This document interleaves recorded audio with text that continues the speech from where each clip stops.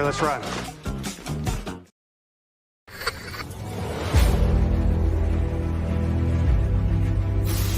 Your mission, should you choose to accept it. It's a quest. It's a quest for fun. Well, The Rock says, why don't we just cut right to the chase? Okay, now he wants to get together. Well, he wants to talk. I want you to do me a favor. I want you to tell all your friends about me. It's showtime, folks! What are you?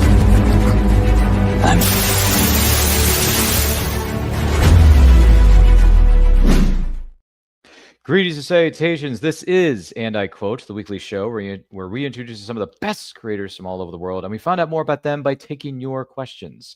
I am your host, Ryan of And I Quote Channel, and our guest on this episode is indie writer, sci-fi, adventure, fantasy, meets some certain other genres and storylines that I just can't pronounce straight. But please welcome the master of all things storytelling. D Moreno is here, my good sir. How are you?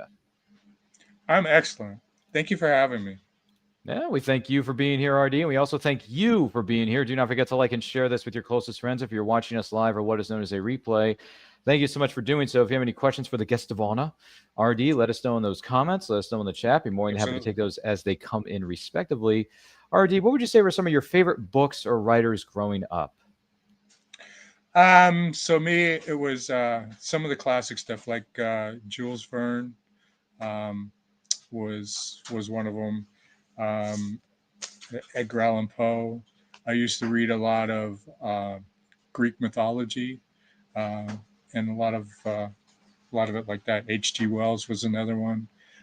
All the old classic writers is pretty much where I grew up with. All right, kicking it old school, even though you're only 25 years of age. But hey, Absolutely. I know, right?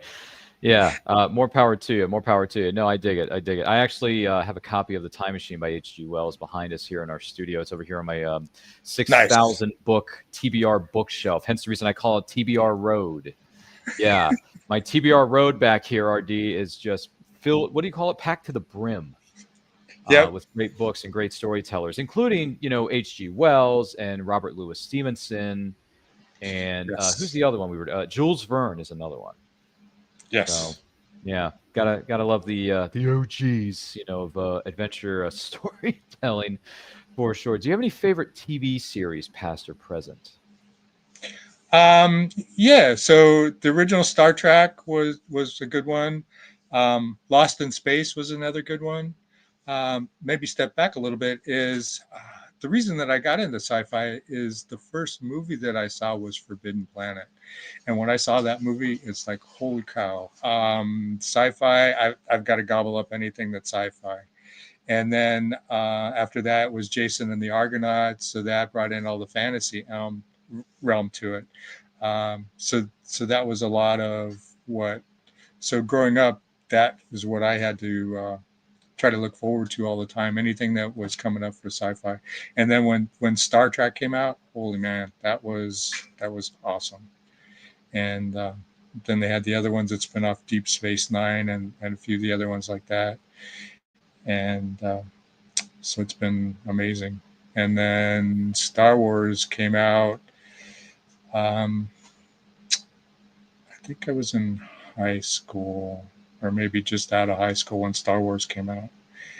And that really blew the door open for the rest of it and what was going on for me. So it goes from Danger, Will Robinson, and then moments later it's no, I am your father. So that's a heck of a way to transition, right? You got a talking robot, and then a guy in a giant, black mask, black suit, telling some dude who just got his hand cut off, like, just join me. We'll rule the galaxy together. It's fine, but just so you know, I am your father. It's just like no, that's impossible. Oh, you can't be. Yeah, you can't be. Yeah, man, talk about acting. My goodness. I mean, right. I'm assuming that leads into our, the next part of the question is some of your favorite movies, past or present, which I'm sure includes the OT trilogy of Star Wars. Yeah, it does. But the other one is the original Dune movie. And I saw the original Dune movie with the extended version. Oh, okay. Okay. Talks about how the involvement with where they had the machines and that were trying to take over, and how they had to destroy all of that. And that also brings into the fact that I had read the original book Dune when I was in high school, and that's after I read that book, I knew I wanted to be a writer, but life just gets in the way. So it never really happened for me until I was able to retire. My goodness gracious. Okay. Oh, I gotcha. I gotcha. So when it comes to, just out of curiosity, when it comes to the original trilogy, Yes. favorite movie of the original three and favorite line from a movie? From the original movie, I think it's well, because of my book, I use swords. I don't use guns and the rest of it. So Obi-Wan, when he's fighting General Grievous and he blows him away with a pistol, it's like, how's the comic go? What is it? How crude? So uncivilized. So uncivilized. That's it. Yeah, so uncivilized. Yep. Okay. All right. That's cool. So that's your favorite line. Is Revenge of the Sith your favorite of all the Star Wars movies? Is that your favorite, or just your favorite line? It's my favorite line. Okay. But I think Return of the Jedi is probably my favorite. Okay. All right. Some people have said that over the years. Not too many, though, because every time I ask this question, 99% of the time they say Empire is the greatest of all time. And I can understand that from a certain point of view.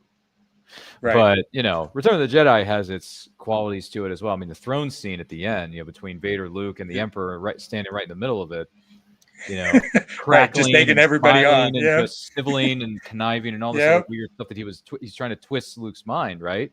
The whole time, you're looking at the battle going on, even though it's Christmas lights just blinking, right. when you really look at it, you think, there's some effects here and they look like blinking Christmas lights, but it's just ships getting blown up, whatever.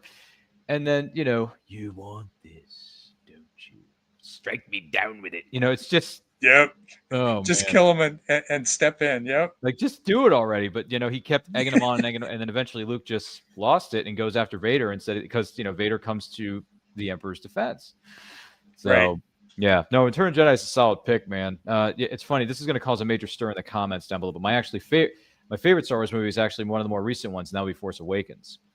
I love Force Awakens. I saw it 6 times in the theater. Yeah. I have no regrets. And that movie turns 10 this year, folks. 10. Right. Yeah. Yeah, it's hard to believe. Yep. It's amazing. I mean, that's my personal favorite. But listen, there's no right or wrong way to rank these things. There's no right or wrong way. All these things are subjective. Anyway. It's all your personal, how you personally feel about it. And what affects you the most when you're watching it. That's we were there opening weekend. I think it was my friends and I the first time we saw it, and we just, sit in a room with 250, 300 people, and them just going bonkers and celebrating the fact that we're getting more, Star Wars material is an amazing feeling. And, I saw I think it was the second or third time I saw it with my 2 brothers. I have 2 brothers, and we went and we saw it. And my brother grabs my wrist and my arm as soon as he sees the blue lettering of a long time ago in a galaxy far, far away. And then the John Williams theme kicks in, and he's losing his mind. He's like, "It's Star Wars! It's Star Wars! We're getting more." Like, you're surrounded by 300 people who are feeling the exact same thing that you are, right? And it's nice. a great feeling. It's a great feeling. No, it was great. I mean, seeing it 6 times in the theater with different audiences and seeing different people's reactions to certain scenes, certain character moments, whatever. It's been very, very good to me. So I mean, it holds the record. I saw that movie 6 times. That movie holds the record for most times I've seen a movie in a theater. So, oh, really? Nice. Yeah, I saw that 6 times, and the one that holds the record for spot number 2 is the Superman movie Man of Steel from 2013 with Henry Cavill. Yep. Okay. Yeah, I can see that. Yep. I saw it 5 times because Henry Cavill's my boy. That's my dog right there. But hey, whatever happened between him and WB, he's moved on to greener pastures. So Henry's going to be just fine. Well, he's going to be the new James Bond, right? I hope he does. I really hope he does, because he was born to play that role. Well, that's the rumor that's coming out, and supposedly they're already starting to shoot. So that should be awesome. If Henry gets that gig, I would be Very, very happy because I mean he proved he could do it in numerous movies, not just Man of Steel, but he proved he could do it with the Man from U.N.C.L.E. movie that came out 10 years ago. He proved that he did it again in Mission Impossible Fallout with Tom Cruise, with the thick beard and the mustache that can grow for days. So Henry, you're my dog, you're my boy. I wish you nothing but success. And if you get the gig as James Bond, I will be there opening night, opening weekend, front row center, cheering you on because he earned it. He earned it. He deserves it. I mean, heck, he was this close to getting the role of James Bond back in 2006 when Daniel Craig was auditioning for the role. Right. So it was between him and Daniel, and they gave it to Daniel instead of Henry. I'm like, how crazy would that have been if he was in Casino Royale and not Daniel Craig? Yep. Would have been something. Would have been something. You know what else is something? This great episode of And I Quote. Don't forget to like and share with your closest friends. If you watch us live or on the replay, thank you so much for doing so. If you have any questions whatsoever for RD Moreno, let us know in those comments. Let us know in the chat. More than happy to take those as they come in respectively. So when did you start writing? So actually I started writing. I was kind of pushed into retirement in 2020. I was making my exit strategy, and we had just purchased a house here in Gibsonville, North Carolina, in March of 2020, and that's when COVID was just starting to take off. And company, in its infinite wisdom, decided that I was ready to retire in July of that year. So we moved here. I finished remodeling the house here. And then August of 22 is when I said, okay, what's next for me? And they had just re-released the, the new Dune movie. So I had seen it a couple of times, and things were percolating in the back of my head. And like I said, I had read the original book Dune, and I've only read the first book, but I had read that back in high school, and I knew I wanted to write something like that. And after seeing the new Dune movie, it's like, okay, I think I have an idea for what I'm going to do here. And so I put a list of characters together, who the characters were, how they interacted with each other, and then I just went for it. So August of 2020, I started writing, and January of 23, I finished. And for me, I thought it was going to be one and done to get it out of my system, but probably about 3 months after I had finished the first book, I came up with an idea to continue it on, and I've expanded the series, and right now I'm actually probably about the middle of book 5. Whoa, 5? I mean, I'm just in the middle of book 1. Take it easy on me here, son. let's pump the brakes, brother. Yeah. Let's wait a few years before you become the queen that rises to the top. Oh yeah, the cream of the crop. But hey, listen, it's funny, when you write a story and you finish it, you're like, okay, that was fun, but I really enjoyed writing this. I'm getting, because when you get it, it's kind of like when you go to a restaurant, you get an appetizer. The appetizer is just a warm up. It's nice. It's simple. It's safe, and there's nothing wrong with that, by the way. Having an appetizer is good. But having a bunch of different meals and main courses over the course of many, many years, it's like, this meal was good, but in the words of Oliver Twist, thank you, sir, may I have another? You just want to keep hitting the ground running, because once you finish one idea, more ideas to start floating into your brain. And I've heard that said about things for years. Ideas come from any and all places. They can come from your real life. They can come from your professional life. They can also come from the most random of movie quotes, or a piece of material you may have saw in yesterday's newspaper, or maybe something you glanced at on the interwebs, or maybe you heard something. Maybe it was a piece of music that got your creative wheels turning. Perfect example for me, my best ideas come from when I'm listening to certain pieces of music. So if I listen to certain pieces of music and it's really, what do you call it, therapeutic, cathartic, whatever, I'm like, ooh, this adventure theme that I'm hearing right now, this is giving me an idea for a treasure hunter type story. I think I'm going to write this one down. Yeah, you should write it down, because if the wheels are turning and you got something you want to, write, then write. The first key to writing is to write, not to think. In the words of William Forrester, from Sean Connery's character in the movie Finding Forrester. I don't know if you've ever seen the movie before. Yes.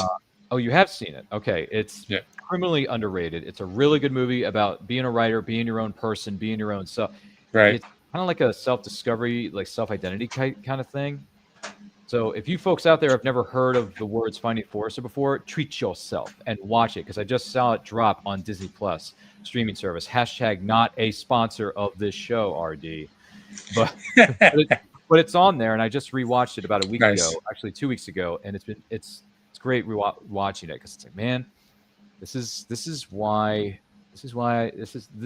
few little reasons why I like writing is because you're finding your own voice, finding your own style, Absolutely. or whatever it is, and you can only do that by continuing to write and put pen to paper every single day, if not whenever you have time to spare, because a lot of us have full-time jobs. We got to pay them bills, y'all, and support our loved ones. So for me, it's kind of hard to find time to write, because I'm always working. I'm at work, and then when I come home, I'm burned out at the end of the day. I just want to chill, relax, turn on the tube, But when the weekends come and we're doing these shows, I'm doing this show, I got another show later tonight, et cetera, that's when I'm in work mode. I'm ready to go. Let's put pen to paper. Let's do this thing.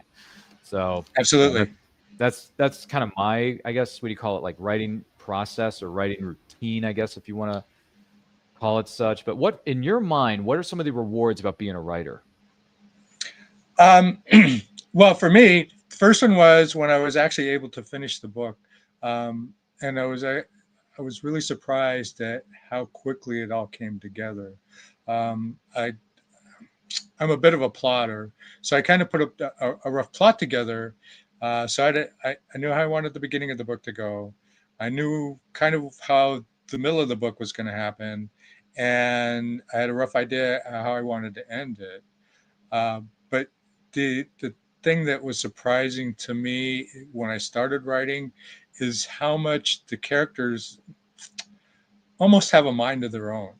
When you're writing and they're in the middle of things, it's kind of like they go off and do their own thing, and you're putting it down. And then at some point it's like, well, I need you to come back this way because we've got to do something over here and you're over this way.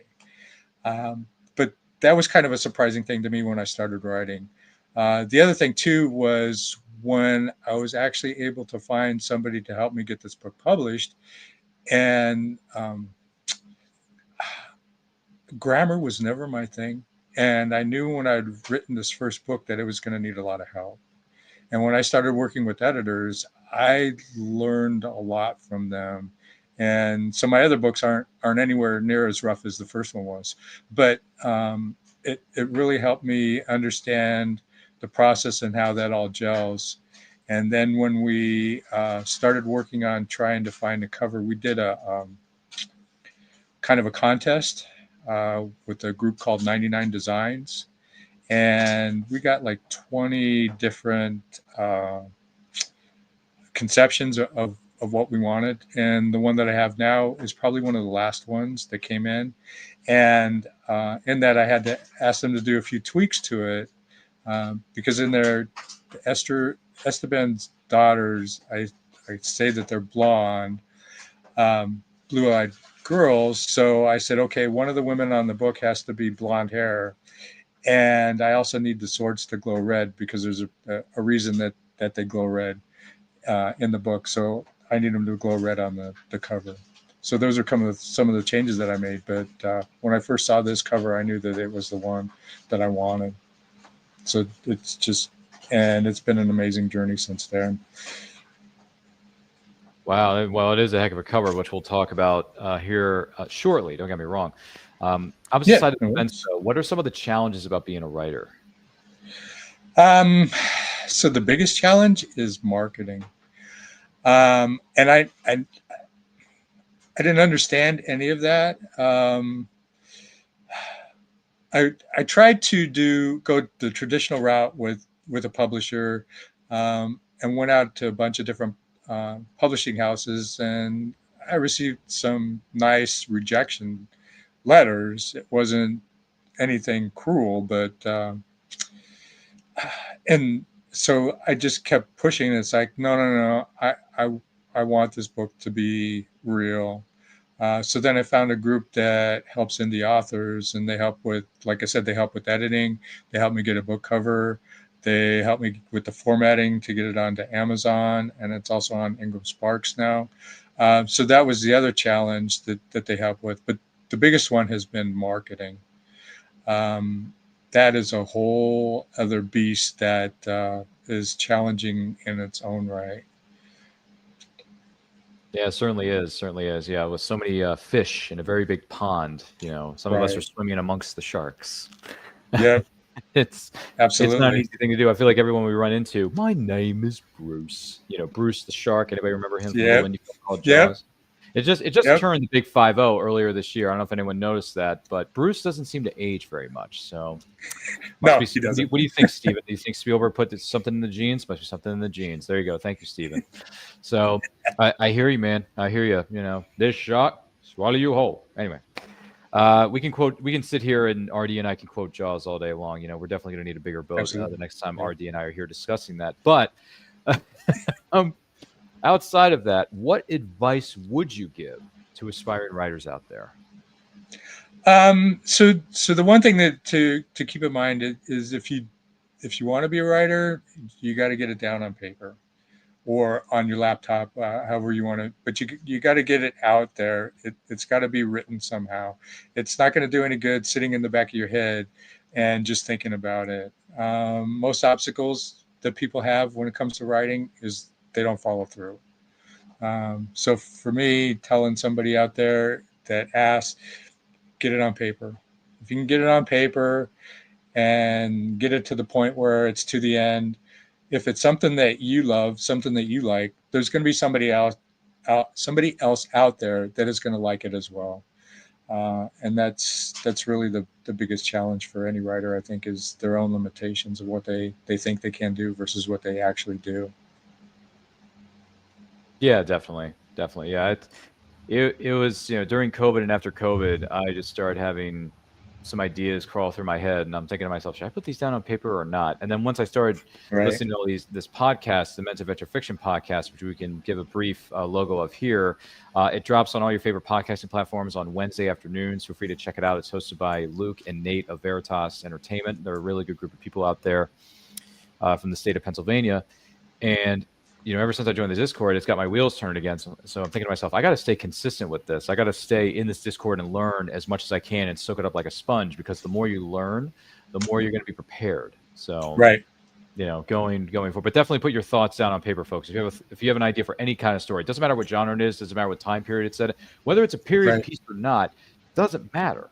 Because in writing, yes, there are certain rules, but when it comes to the genre and the characters and the world building, I think you would say, there are some guidelines or certain rules here and there, but really writers make their own rules. Just write what you want, write what you love, write what you care for, and just get it out there. I mean, I got stories that take place in the 90s, but they combine sword and sorcery with coming of age.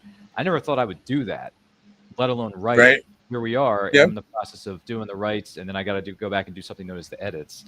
We all love editing, right, guys? No, we don't.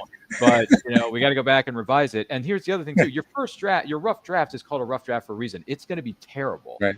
but it Yep. doesn't matter, because that's No. what you go to your friendly neighborhood editors for, because there are professionals out there. There are, and Yes. you go back, you fix it, shape it. What do they say? If at first you don't succeed, just try again. Absolutely. So yeah, that's just some of the stuff that I've learned thus far. I mean, I got a long way to go. I'm just a baby compared to all these different writers. But I know I feel like I'm still like one of the little hobbits just hanging out in the Shire. So I got to figure out how to go beyond the Shire like Samwise Gamgee did, and Right. Venture out. I'm gonna be the furthest away from home I've ever been. It's just it's just one of those things. So speaking of storytelling, let's talk about this for a minute here. So here's the covers, if I'm saying this right. Zada, is it Zada 5? Yes, Zada 5. Zada 5, Path of the One. Now, first of all, this cover is badass. But the questions on everyone's mind are, what exactly is Zada 5 and how did this come about? Yeah, so the way I present the book is Dune meets Game of Thrones meets Stargate. So you've got those three elements involved in it. So Zada 5 is actually, so I tried to pay a little homage to Dune. So Zada 5 is actually a large mining planet. It's surrounded by asteroids. There's no physical way into the planet. there's 3 moons that orbit the planet. So once every 3 months, the moons align. They pull on the asteroid field and create an opening to get into Zeta 5. So you've got during that time, you've got a day and a half to fly in, do whatever you're going to do, and then get out. If you're not out in that day and a half, you're there for 3 months. So that's the premise of what Zeta 5 is. My goodness gracious. Time is of the essence, Marty. 1.21 gigawatts. But still, there are no flying DeLoreans featured in Zeta 5, I'm sorry to say. If there were, that'd be a great crossover between two very awesome tacular properties. So how did the idea for Zeta 5 come about? How did you develop this whole universe, this storyline? Well, like I said, I had read Dune, so I wanted to do something like that. So there's a young warrior, Connor Balcazar. He's in the first chapter, he kind of talks a little bit about how he's new to this. He's got his older brother Adam that's been out there doing this for a while, and in this sorry, just started pouring real quick. In this universe, the Emperor tries to bring on new planets when they're mature, and in the first chapter of this, they've got one planet that's in the middle of a war that they were trying to bring on to the Empire. And so they're trying to solve the war and get things going here. And Adam, Connor's older brother, gets trapped behind enemy lines.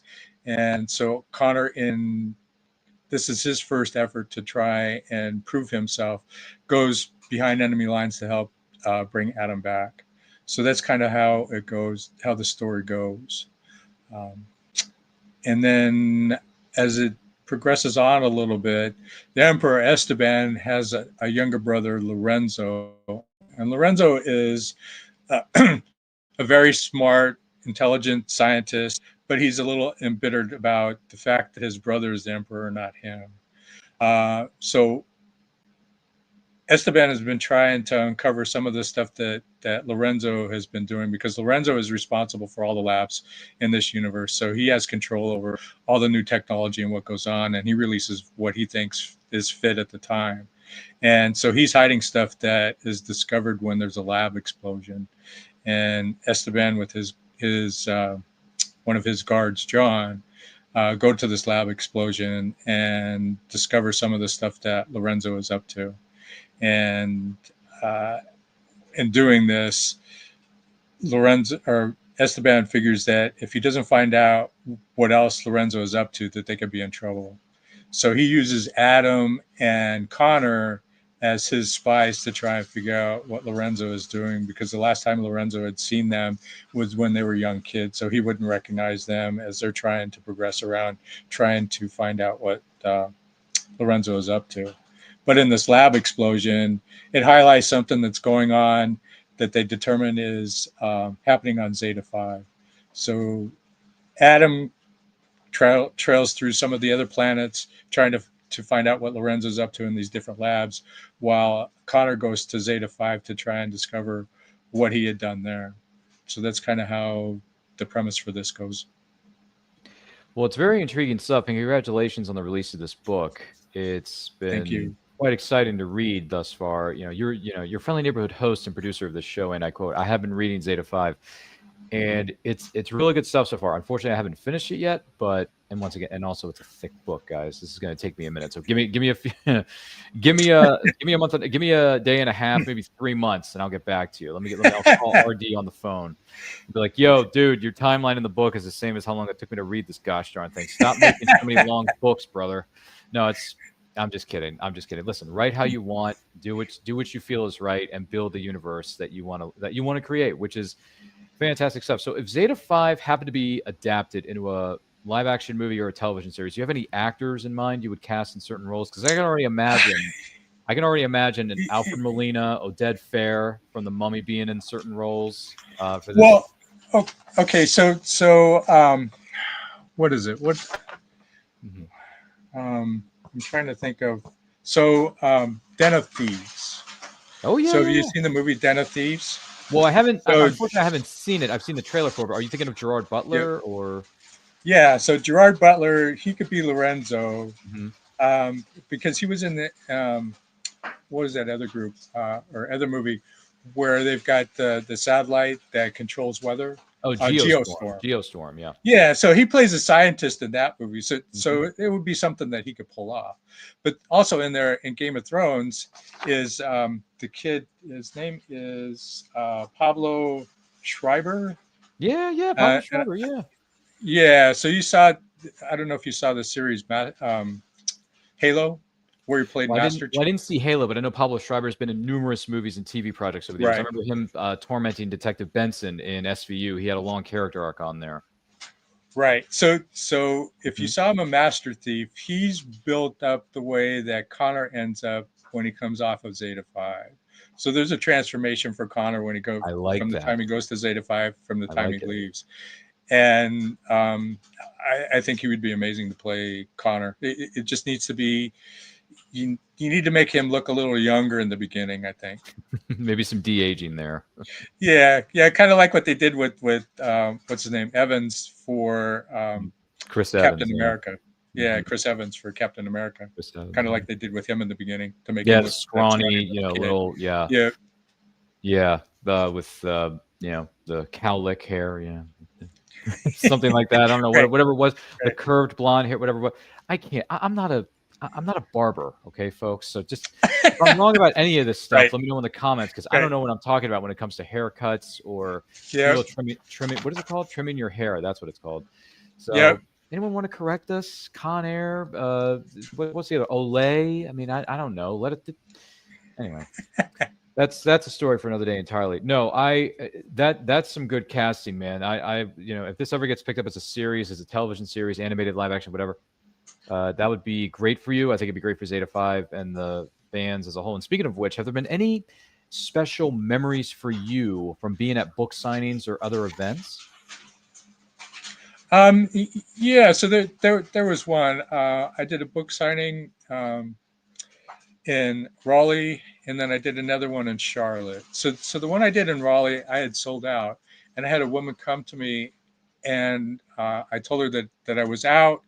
I offered her a signature card if she wanted to buy one on Amazon, and she asked if I was going to be in any other book fairs, and I said, well, yeah, I'm going to be in Charlotte in a few weeks.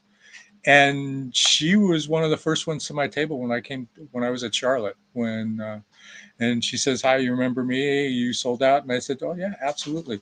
And that was very exciting for me, to somebody that actually wanted to follow me to that point, because between Charlotte and Raleigh, I mean, that's not, that's an hour and a half drive between the two of them. Oh, wow. That's great. Congratulations on all that. That's fantastic. Thank you. Do you have any plans for future book signings or conventions you're going to be attending in 2026? Actually, I will be in Raleigh next week. We're doing a book fair there, and then I'm doing one Charlotte the week after. And then I've got a few more that have signed up, South Carolina, Atlanta, a few more here in North Carolina through April of next year already. Well, that is just booktacular. I know that's a crazy mix of word, but there you go. It happens. Have you ever tabled or planned to table at a place called Heroes Con in Charlotte, North Carolina? You ever heard of Heroes Con? Yeah, actually I saw that. I was a little late to the party, so I had thought about maybe doing that next year, because I think a table is like $200 a day or something like that. Maybe $250 a day, I think. But I saw that and said, well, maybe I can do that next year. The other one that I thought is maybe I could do Dragon Con, but that's a whole week, and that's that's one of the biggest dogs in the yard. That's one of the biggest shows in the world. Millions of people, hundreds of thousands, come in to be a part of Dragon Con, whether it's there as a vendor or there as an attendee. That it takes over like 6 hotels, 60 floors. Right. It's absolute chaos. But I hear it's a great show. Maybe one of these days, and I quote, we'll get down there and we'll do some nice. Maybe we'll do some on the fly interviews with RD Moreno and some of his peeps. Absolutely. That'll be fun. You and I can sit down. We can have a conversation, something like that. Maybe swap some ideas around. I don't know. We'll have to wait and see. That is something that And I Quote hopes to do somewhere in the future. I don't know if it's going to be 2026. Nice. I already have plans for certain shows that I want to be a part of and help with during certain parts of the year. So we'll see. I don't think Dragon Con's going to happen 2026, maybe 2027, but we'll see. Who knows? Anything is possible, ladies and gentlemen. Just got to, put one foot in front of the other. Absolutely. That's right. Mm-hmm. Yeah, a lot of my friends table at Dragon Con every year. Bobby Nash, some of the people from Van Allen Plexico tables down there, I believe. Is it Charles F. Millhouse? I don't know if Charles F. Millhouse does. I think John Bruning and Jim Beard tabled down there. So those are just some of the writers that I can think off the top of my head. I'm not 100% sure if that's true. I know Bobby Nash does it every year because that's his neck of the woods. He lives in Georgia. So for him, it's like a hop and a skip. Right. For everybody else, they're traveling hundreds of thousands of miles or hundreds of miles, if not thousands of miles. So it's like, oh my gosh, But no, that's great. I hope you table as many events as you can, sell your book as much as you can, because it's got a kick-ass cover. I mean, that's it. And I don't know if anyone has heard me say this before. I'm going to say it again. Any story that features swords, whether they glow or not, doesn't matter. I've always been fascinated by swords. Because one of the first TV shows I ever saw was this. I'm going to be dating myself for those of you listening at home. There was a little thing in 1993 called Mighty Morphin Power Rangers. And when Power Rangers was on TV, the Red Ranger carried a power sword, RD. And when I saw Jason carrying the power sword, I thought to myself, yeah, I want one of those. I want a power sword because it looks badass. It's a weapon that can be light as a feather when you're carrying it in battle, depending on the material and whatever else it's made from. So you're thinking to yourself, this would be a good thing to have in a battle if you're going up against some big dudes or some big enemies, Yep. I mean, nice.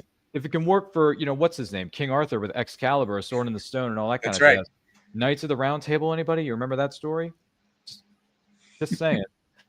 Yeah, I like stories with swords. So the fact that you have swords in your story, I'm thinking, that cover's badass. I want to read this. Let's go. In book 2, I actually talk about why sword versus other weapons. So I highlight that. Yep. Oh my goodness gracious, that's going to be excellent, Smithers. What is a book that belongs on everyone's bookshelf that is not Zeta 5? Dune. Simple as that. Yeah. I believe it's Frank Herbert, I want to say. Yes, it's Frank Herbert. Yeah. I mean, if you think about it, Dune plays into a lot of there's a lot of the Star Wars stuff plays into what goes on with Dune. And like I said, unfortunately, I only read the first book, but I've heard comments about some of the other books and how they expand on. And so that story plays into a lot of different sci-fi events.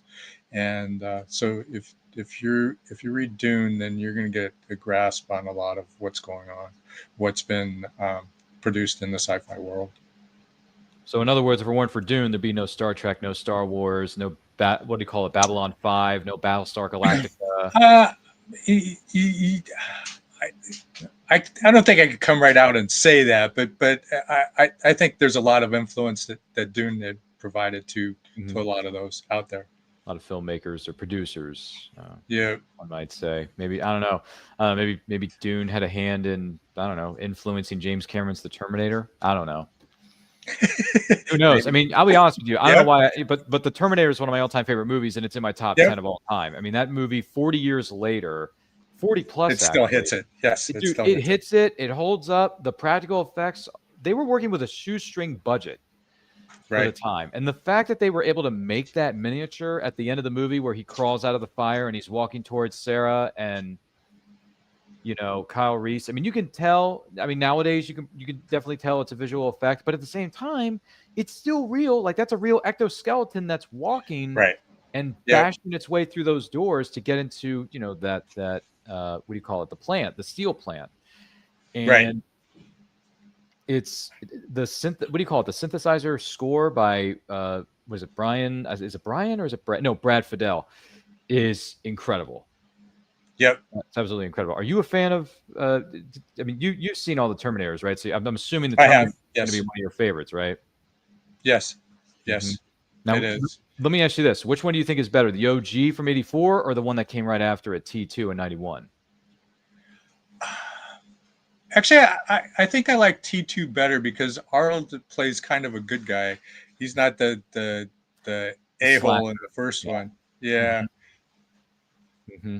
All right, fair enough, So- fair enough. 99% of people I've spoken to over the years have said, "Oh yeah, T2 is better than the first one." I'm like, "Ooh, I'm gonna have to disagree with you there, brother." That's just me though. That is just me. I love the first Right. one a lot more than I do the Yep. second one. And the funny thing is, RD, I saw the movies out of order. I saw T2 as a kid and remember really enjoying it. And then years and years later, I went to a magical place called college, and there was a film club there, and they would watch a movie every week Right. in this, lecture hall that we had that we have on campus. I went one And start night. from the beginning. Yeah, I went one night and they played The Terminator. I'm like, wait a minute, this is the original? I've never even seen this. And I saw it on a big screen in a lecture hall in college in my what was this? Like mid to late 20s I saw this. Okay. And I sat there for an hour. I think the movie's an hour 45, 145. Yep. And as soon as the movie was over, I thought to myself, oh my dear God, I should have watched this from the get, because this movie is awesome in so many different ways. And the score is great. The storytelling is great. It moves very quickly. It doesn't hold back anything. No. And I said to my friends at the film club, I said, I freaking love this movie. I'm buying it. And then I went to a mom and pop store the very next day and I bought it on Blu-ray for $5. And years later, I made sure that I had multiple copies of it. So I got it again. I got a friend of mine to get it for me on special edition DVD. And now I can watch it any place, anytime, anywhere. So nice. Yep. The Terminator is in my top 10 for a reason, brothers and sisters. Yes. But yes, I will be on the hill that says Terminator 1 is the best, not T2. But that's all right. Listen, that's okay. We're actually doing a everybody has their own. Yes. Exactly. We're doing a 35th anniversary watch along of Terminator 2 Judgment Day next year here on And I Quote. So make sure you folks tune in for that, because it's going to be one heck of a conversation and one heck of a watch along. And for those of you who are wondering, watch along is where we sit down and watch the same movie on our separate devices and we're commentating during the movie, but you can watch that movie along with us through physical media or a streaming service of your own. And we give out timestamps every few minutes to let people know where we are in the movie. Oh, nice. So it's like Mystery Science Theater 3000 if you want to think about it in a certain way, RD. But yeah, if I were you, RD, I would tune in next year. I will. For when we do the 35th, ladies and gentlemen. Right. That's crazy. Terminator 2 Judgment Day. So that'll be a lot of fun. That's up sci-fi alley, right? That works. Yeah, absolutely it is. Yep. We got tons and tons of great movies in store for everybody next year. Our schedule's already been planned out for 2026 in terms of what movie watch-alongs we're going to be presenting here in the studio. Awesome. So, we're very I look forward to it. It's quite exciting. What else is exciting is this great episode of And I Quote with RD Moreno, the guest of honor. Do not forget to like and share with your closest friends. If you have questions, let us know in those comments. Let us know in the chat. We would love to hear from you. Who is an author, living or dead, you would love to sit down and have a conversation with? Jules Verne. And the reason I say that is I'd like to have a talk with him now so that he can see what his vision of the future looks like currently and get his take on his thoughts of what he presented in the books that he wrote and what it's like now. I think that would be an amazing conversation. Man, if you and me had Jules Verne on this show, oh my goodness. Oh yeah. The internet would break. We'd be talking for days. Yeah. Days. Going to pick his brain about that the one he wrote, Journey to the Center of the Earth, Yep. Maybe what was the other one he wrote? 20,000 Leagues Under the Sea, I think was another one of his. So yeah, From the Earth to the Moon, I think it was. Yeah, From the Earth to the Moon. Yep. Yeah. I mean, look how much some of that stuff was come true that we're able to dig through and certain pieces of the world that we wouldn't be able to see otherwise. And the other thing is, Jules Verne has definitely influenced a lot of movies out there and a lot of filmmakers. Yes. Out there. I mean, heck, even Doc Brown from Back to the Future literally says, my favorite writer growing up was Jules Verne. I was always fascinated by his book, 20,000 Leagues Under the Sea. And I'm thinking to myself, wait a minute, Jules, what? Who's Jules Verne? And I look it up. Because this was when I was a little kid. I didn't know any better. So I look it up and I'm thinking to myself, oh, Jules Verne's an actual person. They're not just saying this because they're saying it in the context of a movie.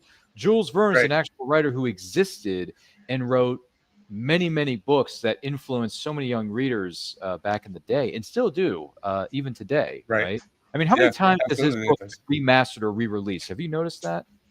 Yeah, yeah. I was on Amazon the other day just looking, and it was surprising to me how many have been redone. Mm-hmm. Yeah, it's amazing to me. I have Journey to the Center of the Earth over here on my bookshelf, which I'm excited. I haven't read it yet, but I'm very excited to read it. With all due respect, fantastic stuff. Who is a celebrity you would love to meet at a convention someday, and why? Any actor or actress you want to pick somebody's brain about certain things? Um, I'm going to draw a blank here. So maybe Captain Kirk, because he's still around. Shatner would be probably fun to talk with.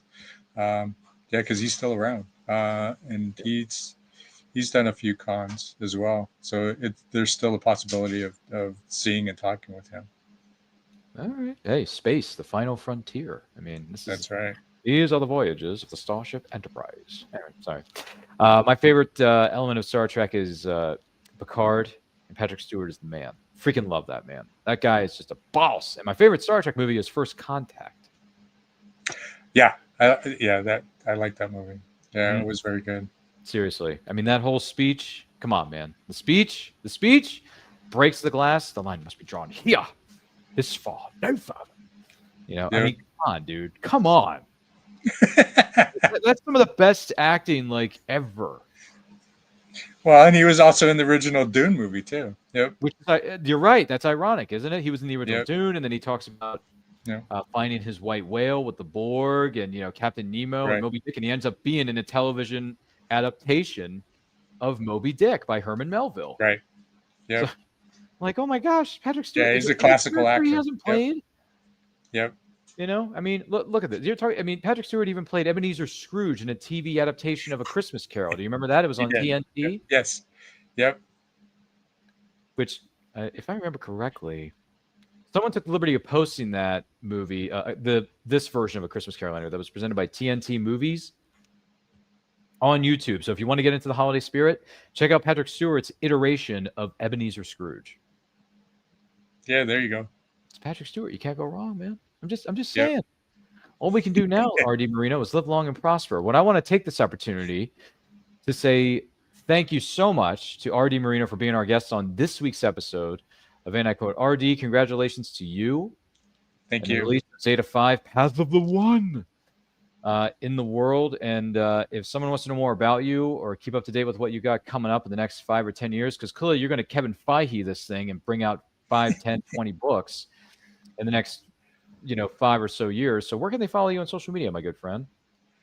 Absolutely. So on TikTok, it's RD Moreno Author. On Instagram, it's also RD Moreno Author.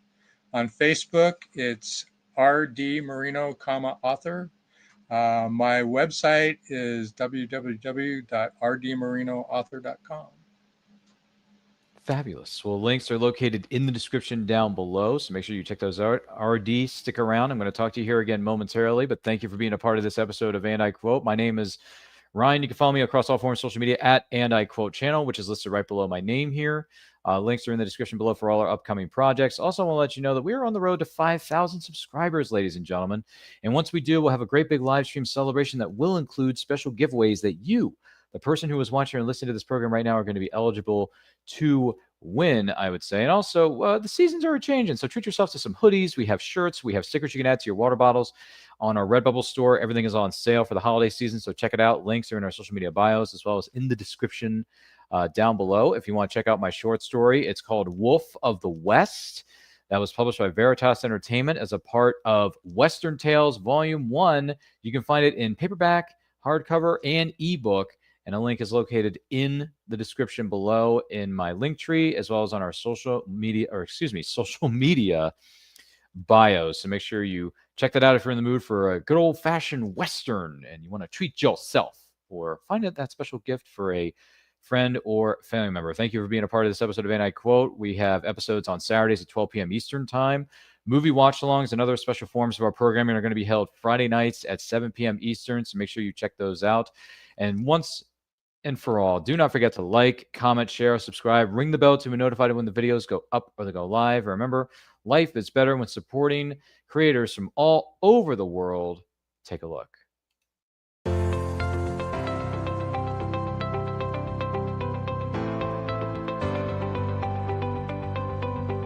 You've worked hard and written a great book.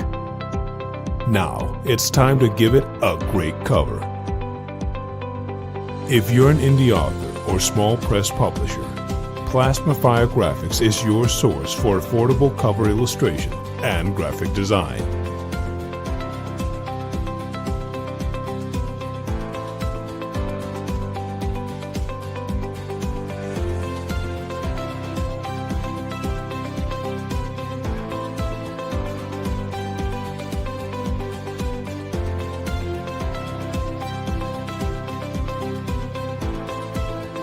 Plasmafire Graphics, when the look of your book matters to you.